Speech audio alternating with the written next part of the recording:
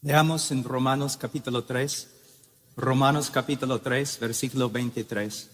Por cuanto todos pecaron y no alcanzan la gloria de Dios, siendo justificados gratuitamente por su gracia por medio de la redención que es en Cristo Jesús, a quien Dios exigió públicamente como propiciación por su sangre a través de la fe, como demostración de su justicia, porque en su tolerancia Dios pasó por alto los pecados cometidos anteriormente, para demostrar en este tiempo su justicia, a fin de que Él sea justo y sea Él que justifica al que tiene fe en Jesús. ¿Dónde está pues la jactancia? Queda excluida. Hoy día me siento tan débil, no por causa de mi salud, sino por causa del tema, la justificación del pecador y la vindicación de la persona de Dios. A través de la historia, Dios ha demostrado misericordia hacia los hombres. Pero su misericordia presenta un problema. El problema más grande en toda la Escritura. De hecho, toda la obra redentora, cada página de la Escritura tiene que ver con este problema. Y si uno estudia bien a los reformadores, aún los patriarcas de la iglesia, van a ver algo entre ellos y entre su proclamación que no se encuentra mucho en el día de hoy. Ellos se preocupaban bastante por un dilema. ¿Cómo podemos reconciliar la justicia, la santidad, la verdad de Dios con su amor, misericordia y gracia? Muchas veces cuando voy a testificar a una persona, la primera cosa que digo es, ¿sabe usted lo que es el problema más grande en toda la Escritura? Y me dicen, ¿qué? Si Dios es bueno,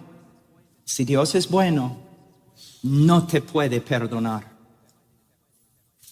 Si Dios es justo, no puede pasar por alto tu pecado. En Romanos capítulo 3, Pablo nos muestra que es el dilema más grande en toda la Escritura. Es el problema filosófico teológico más importante. Pero en el día de hoy, los predicadores no hablan mucho de este dilema. ¿Por qué? Porque no estudian los atributos de Dios. Y porque no estudian, no entienden lo que las Escrituras dicen acerca del hombre. Pero un hombre que se dedica a conocer a Dios como se revela en las Escrituras, no solamente hay una parte, pero todo lo que la Biblia dice acerca de Dios. Y si el mismo hombre se dedica a entender lo que la Escritura dice acerca del hombre, entonces inmediatamente se presenta un problema tremendo. ¿Cómo puede un Dios tan santo, tan justo, pasar por alto, cubrir el pecado del hombre? No hay respuesta, excepto en Calvario. Allí, la primera vez en la historia de la historia, hay una manifestación de la armonía de los atributos de Dios. En la cruz del Calvario, si preguntamos, ¿Dios es justo? ¿Es justo Dios? Sí. ¿Cómo sabemos? Derramó su ira sobre su propio Hijo cuando llevó nuestro pecado.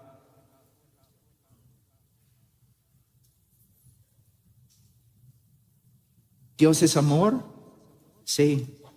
¿Cómo sabemos? Su Hijo tomó el lugar del pecador y sufrió y murió en su lugar. En Romanos 3:23, como estudiamos ayer, la Biblia afirma que todos han pecado y por eso todos se quedan bajo la condenación de un Dios justo. En versículo 24, Pablo cambia el tema. Ahora está hablando acerca de los cristianos y él dice, siendo justificados gratuitamente por su gracia, por medio de la redención que es en Cristo Jesús. Primeramente, ¿qué significa la palabra justificación? Hermanos, en la obra misionera a veces creo que no andamos sabiamente. Muchas veces tratamos temas tan grandes cuando nuestros hermanos, los laicos, los creyentes, ni tienen una definición correcta de las doctrinas más importantes y más simples. Si yo voy a tu iglesia, si yo pregunto al hermano más humilde en tu iglesia, define justificación. ¿Puede definir justificación? Estos no son términos para teólogos. Son términos para cada persona que ha sido redimida por la sangre de Jesucristo. Y como pastores, como predicadores, nosotros tenemos que esforzarnos, luchar, dar nuestras vidas para explicar claramente lo que cada término significa. Redención, rescate, propiciación, justificación, santificación. Tienen que saber. Una vez yo escuché de una conferencia, creo en China, donde iban a enseñar sobre la cristología de John Owen. Está bien, maravilloso. Pero ¿cómo vas a enseñar esto cuando los hermanos ni entienden la doctrina de justificación? Tenemos que no solamente usar palabras, tenemos que definir palabras. Pero para definir palabras tenemos que saber nosotros lo que significan. Y es la lucha del predicador, no aprender a predicar a los otros teólogos, sino predicar al hombre en la congregación. Entonces Pablo dice, siendo justificados. ¿Qué significa la palabra justificación o justificar? Es un término legal o un término forense. El momento que una persona confía salvíficamente en el Señor Jesucristo, Dios lo declara legalmente justo ante Él. Y como el hermano dijo anoche, no más o menos justo. Porque ¿cuántas veces pecaron Adán y Eva antes que fueran echados de Edén? Una vez. Dios lo declara legalmente, perfectamente justo. Y a veces los hermanos dicen, qué linda definición de la justificación. No he terminado. El momento que una persona confía en el Señor Jesucristo, Dios lo declara ante Él legalmente, perfectamente justo. Y Dios lo trata como justo. Y esta es la gran confianza del creyente. Que aun cuando Dios el Padre nos disciplina, no nos disciplina con ira, sino con amor. Y su disposición hacia nosotros no ha cambiado. Nos ama. Porque nuestra posición ante Él es perfecta. Porque se basa en la obra perfecta de nuestro Señor Jesucristo. Justificación. Entonces, Dios nos declara legalmente justo y nos trata como justos. Pero ¿cómo puede hacer eso? Porque en la cruz del Calvario, Dios imputó el pecado de su pueblo a su Hijo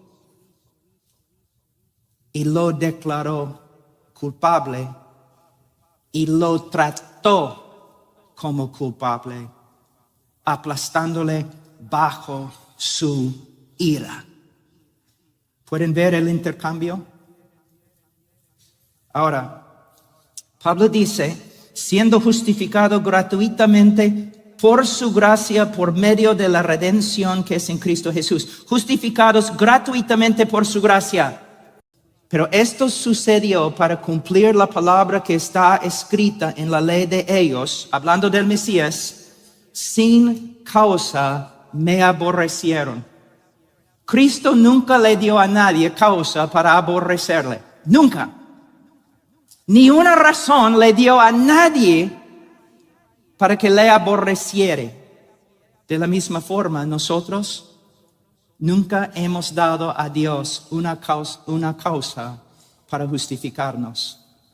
Solamente hemos dado a Dios una razón para condenarnos.